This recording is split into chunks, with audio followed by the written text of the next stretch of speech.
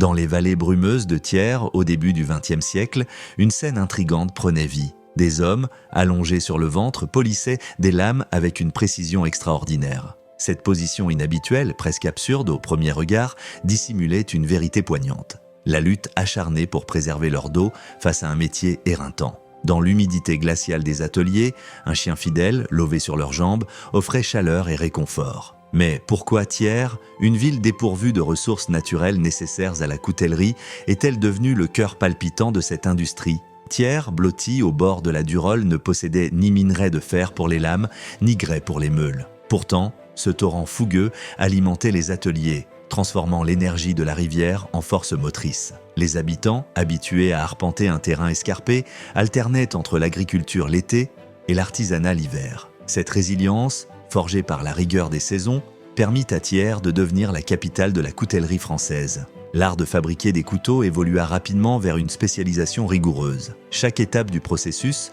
de la forme de la lame à l'assemblage final, était confiée à des artisans spécialisés.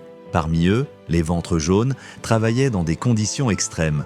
Couchés sur des planches inclinées au-dessus des meules, cette posture unique, bien que précaire, réduisait les douleurs lombaires causées par des heures passées penchées. Le danger, toutefois, restait omniprésent.